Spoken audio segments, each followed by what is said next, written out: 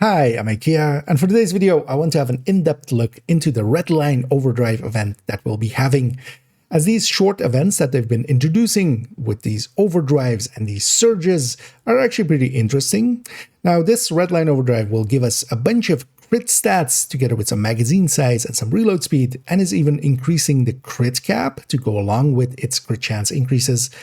And it was pretty interesting, and I thought I would want to see how much it does add to builds. And that's exactly what we'll be going through today, as I have prepared a spreadsheet where we're going to briefly look through, for instance, what it does to Striker, and then together with the modifier of the season on top, how much do we gain? And then actually looking at some of the builds that most of us do run often and seeing if the increases are a lot or a little, and actually is there major differences with what we want to run. And for that, we'll come to this duo of multi-calculators over here. And these are multi-calculators of my design. I'll link to these specific ones down below, and you can find, if you want to use them for yourself, these multi-calculators in my multi-calculator folder. In here, input happens down here together with weapon stats, and what we especially get out is a mag damage and a burst DPS and a sustained DPS to compare between builds in this case, and especially percentages to compare them with. Now here, I will start out with looking at Overdrive and what it can add to a red Striker. And layout-wise, the build we're kind of discussing here for that first multi-calculator is basically the basic old-fashioned Coyote Striker with Obligatory Chest, and then here with Elmo as the weapon. Now, we especially want to see how much do we add, of course, from that crit chance and crit damage that we get from the Redline event. We can already, even before that started, as I'm recording this, of course, before it is up, but we can calculate out and see what we already get is that this Redline Overdrive event, once it starts, will give us its stats as listed here. We get 50 crit damage, we get 25 crit chance, and we get 25 crit chance cap increase. So we don't have to actually alter our builds really in any way, as this cap, in the same way as with last season, will just increase it enough for the extra stat that we're getting. We're also getting 25% mag size and 25% reload speed. And all of these together, of course, do add up to be a major bonus. And we'll see in a minute how much that actually is to a Striker. It is going to be active effectively everywhere. Now, last time around, it was truly everywhere active, even in the DZ, even in Conflict, and for instance, as well, Descent. And actually, Descent might be a good, interesting place to use this if we get a good rotation. The rotation for the first 2 days of this, as this will likely go from Friday all the way till Sunday night, basically, or Monday morning. So you'll have Friday, Saturday, Sunday. Friday and Saturday, it will be Gluttony, which isn't the greatest rotation. But maybe if we get Envy or Rat on Sunday, this could even be very interesting for Descent. Here, though, we'll look at it especially through the lens of just some of the builds and then just in general use. And let's actually look at how much we gain on just that Coyote Striker here in the 15 to 25 meter range. I'm not going with a Tinkerer or such. That just adds a lot of complexity. Just for the basic, how much do we gain? We can actually use the Coyote.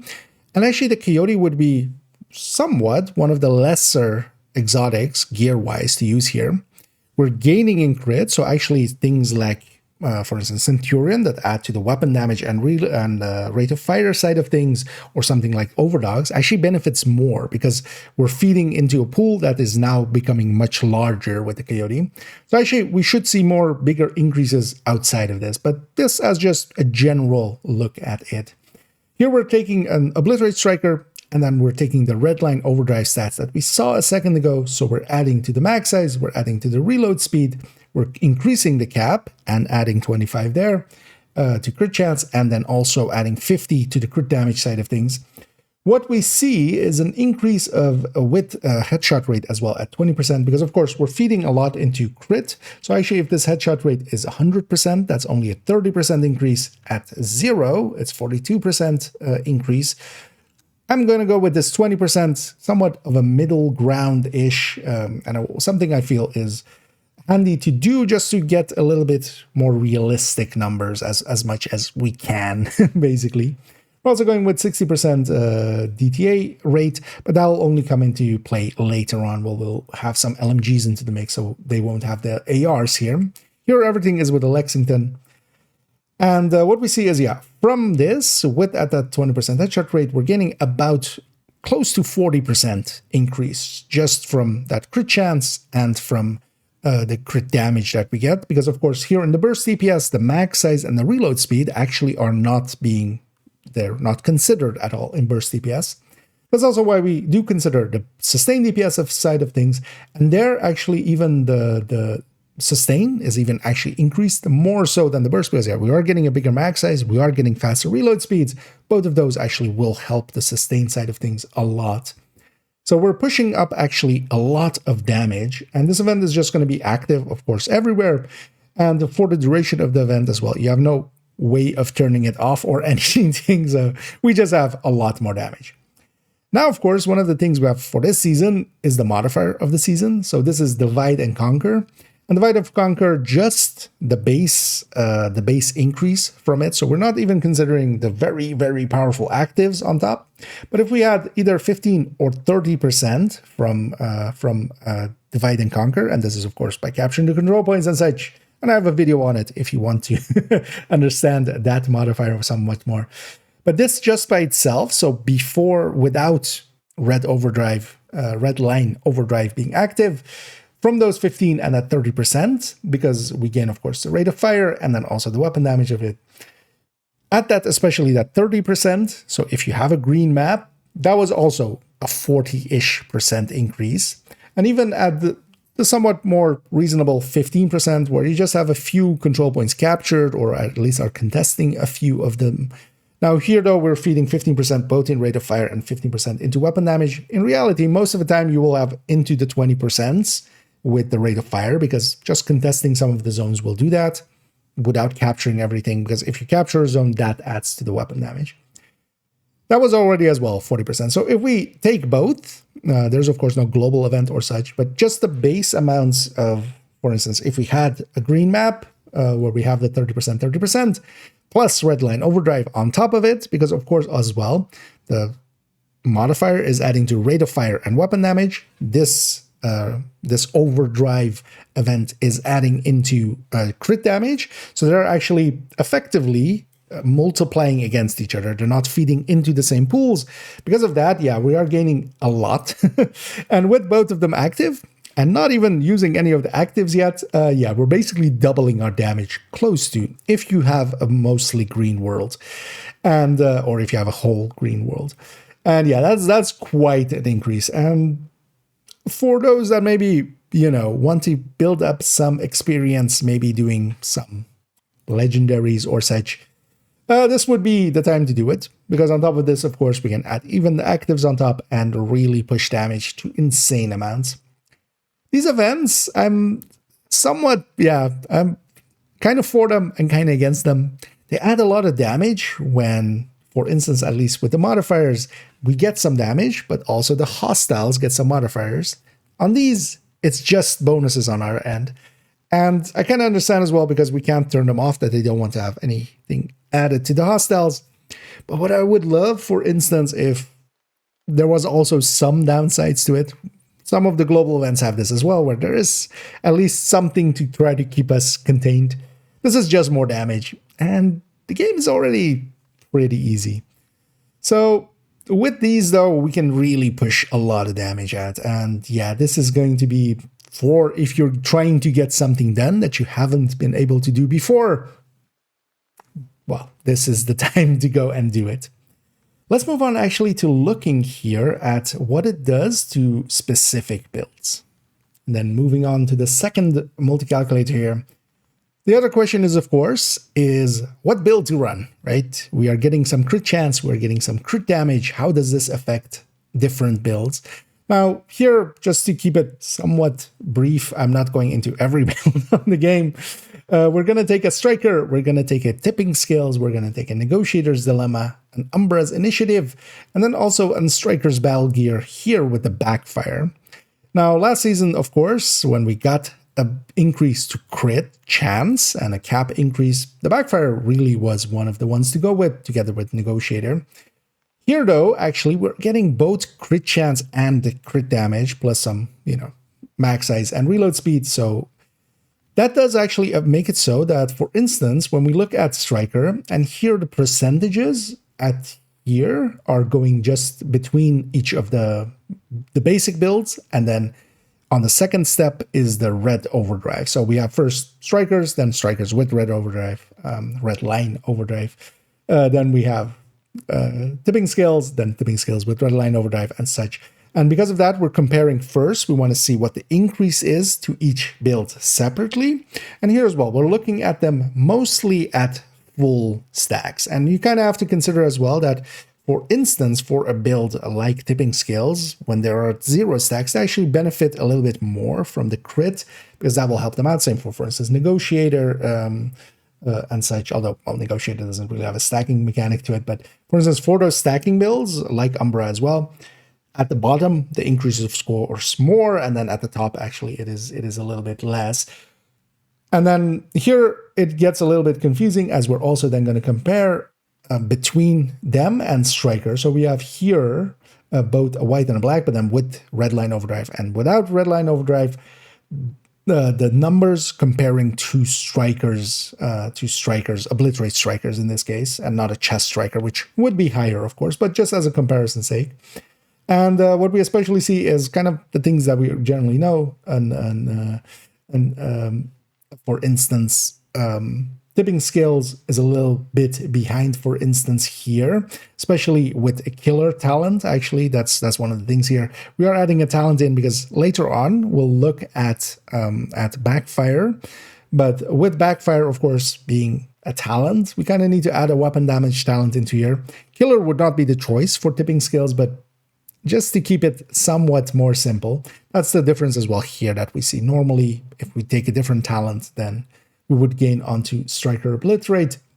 Then we have the Negotiator, of course, kind of going over. And Negotiator with here, we're looking at it with multiple marks as well. So here is shooting at one target and having 2 targets marked. That is the DPS here. Now, of course, with Negotiator, that's not always going to be happening, because you need to be marking the enemies, of course, and enemies will die and you will have to mark new ones. And sometimes there's just one enemy. But just as a comparison for it within itself, that's also why we're mostly going to look at it within itself instead of just looking at the comparison to Striker. But it is actually handy to know what these builds do before and after, basically. Let's actually turn that killer off for a second until we reach the backfire end of things, and that's actually, we see the difference maker between between that tipping scales, for instance, there.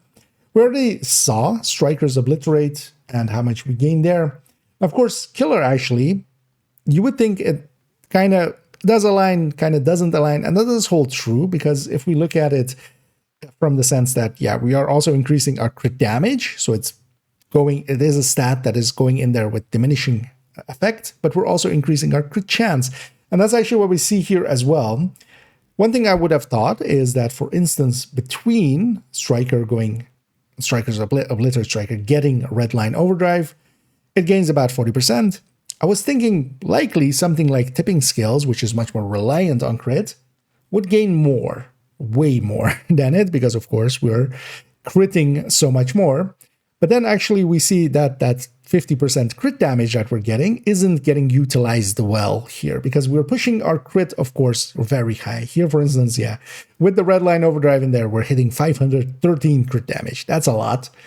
And because we're seeing the diminishing effects there, that's kind of making up for it, at least when we're kind of comparing, for instance, with Striker, which will utilize less of the crit chance side of things, but on the crit damage side of things, it is a little bit lower, so it actually benefits a little bit from that crit damage more. And it turns out, actually, looking at most of these builds, with the exception of Negotiator here, they're all landing around that 40% increase. If we go to Negotiator, here as well, it kind of depends on how many stacks we're doing. So here, actually, at 0 stacks, if we're just shooting a single target, and this is kind of the downside, of course, for Negotiator, and kind of the way also to look at Negotiator in general, is if you're just single targeting, compared to, for instance, the Striker, yeah, we're way behind. At 3 stacks, actually, or well, at hitting 3 targets, shooting the target that you're hitting, and 2 marks, the full spread with an obliterate one without chest. There, so we have 2 ND marks. If we go back to that, Negotiator can be actually very effective and way ahead of, for instance, an obliterate striker.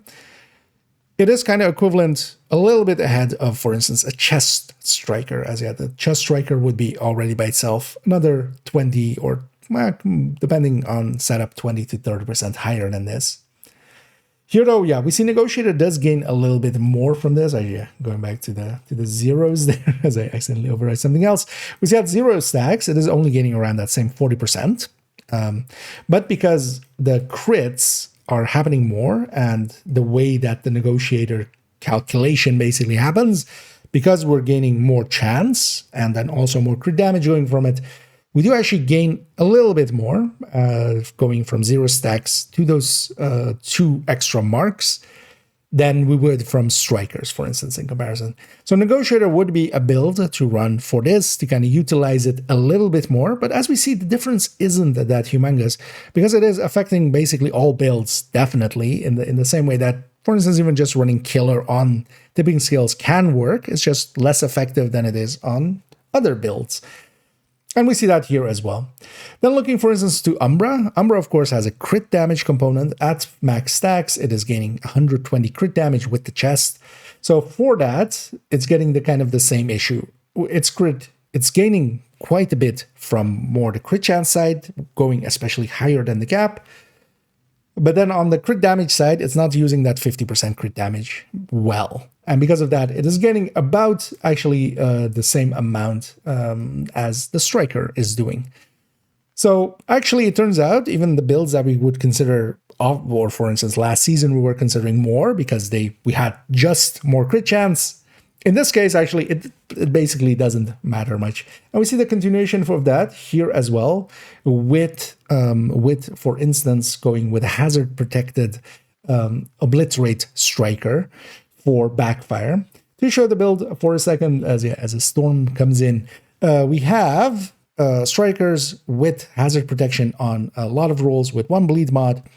Now, I already know the comments that are going to come from this. You don't need a hazard protected striker for backfire. Backfire just bleeds you until you get to full stacks, and then it doesn't bleed. Yeah, I know.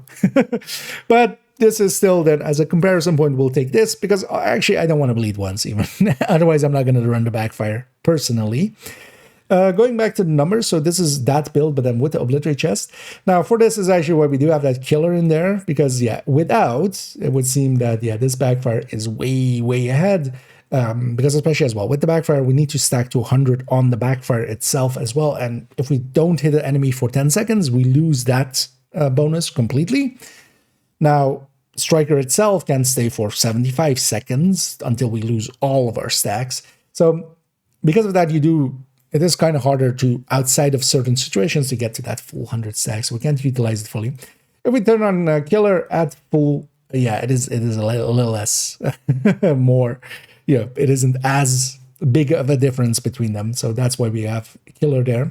But with this backfire build, what we see as well is the same issue where, yes, we are gaining more crit, and that makes it like, oh, we should go with this. This build would gain more from it. But also, this build adds into crit a lot, and because of that, it isn't utilizing the crit damage side of things.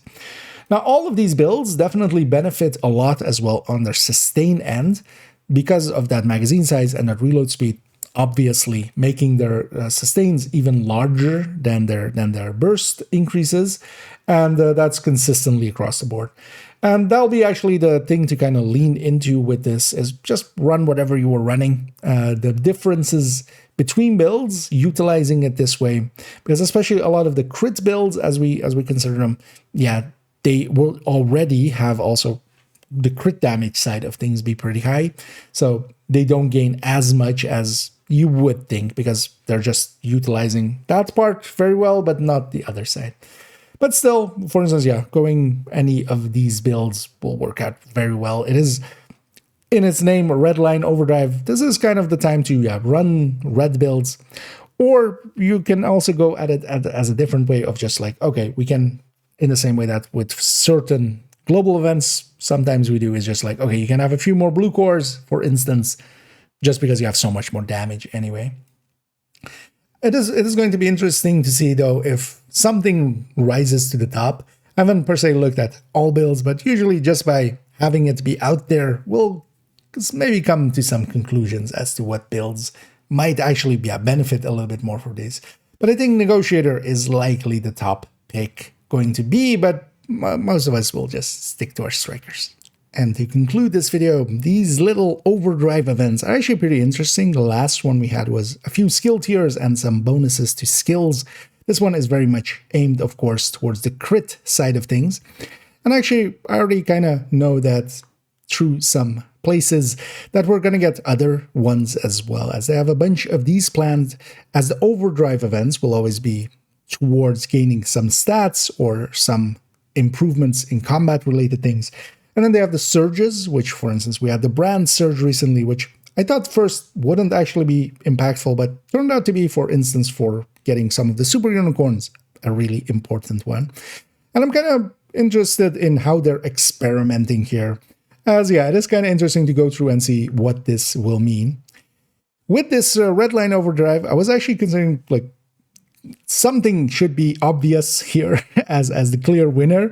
For instance, yeah, some of the crit builds that we've seen, for instance, be utilized well last season, things like Negotiator, things like Backfire. It turns out because of that crit damage component that's in here as well, actually basically all builds benefit quite a bit already. So going whatever you were doing and then basically having another 40% on top here is actually a lot of damage. You could even likely swap 3 red cores over and still be ahead on the damage end of things. And yeah, that will make it, of course, much easier to get through some of the content. This as well, applying to everywhere basically in the game, is also interesting, as yeah, for instance, the weekends that some of these are active might be the exact times that I'll do some deep runs in Descent and such. We'll have to see actually if going, because the last time around, we've had 2 patches since. The last time around, it did apply, for instance, as well in PvP and such, and there maybe it shouldn't. But in Descent and such, it is actually interesting to see these stats going there. We'll see tomorrow, or well, by the time you're watching this video, if that actually did come to pass. But just by itself, yeah, these are very powerful events for a few days and will make us super powerful. I am happy that they're kind of experimenting with these things. I would love for them to also maybe experiment in the other direction. Instead of giving us more power, maybe taking some power away from us, or maybe, for instance, buffing the enemies. Now, for a weekend, I feel that would be fine, and they could experiment with that and see kind of what the reaction is from the player base. As yeah, I would think that, yeah, definitely if they do, for instance, do, let's say, for the enemies, double armor, for instance, or something, that would piss off some people, but at least if it's just for a weekend, it's kind of fine. But you might find that actually a lot of people might enjoy that and will enjoy the challenge of it. But for this one, yeah, we are gaining a lot of more damage.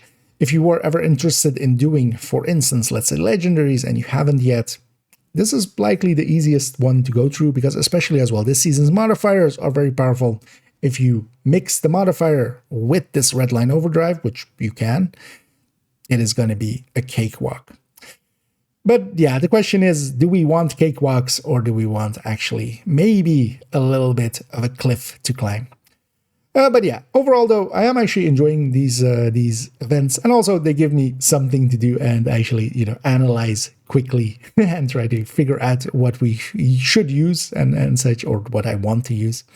On this one though, yeah, it turns out basically it affects a lot of builds very linearly, and there isn't a very standout winner there, so we can just use whatever we want. It is also good, and I should note that as well, kind of like with last season, they're adding to the cap when they're doing an event with crit chance in there. Because of that, we don't need to alter our builds. If it was just plus 25 crit chance, we would need to have to, well, wouldn't need to, but to get the most from the event, we would need to change our build to have that gap for it, or basically add those stats from there, and adding that cap in really does solve that. But yeah, overall, I'll be enjoying running around, especially on the weekend, as I'll be missing the first day of it, as I'll be working. But the days after, I'll come back and enjoy this event going on. So yeah, thank you for joining me. In future videos, we're going to go and actually do that movement toolbox that I've been meaning to do for a little bit. This one was just a quickie, as I just wanted to get a video out looking at this Redline Overdrive. So yeah, if you did enjoy it, please do any and all of the algorithm things down below. It does help out, so I'll do that a little bit of shilling here. And as always, have a good night.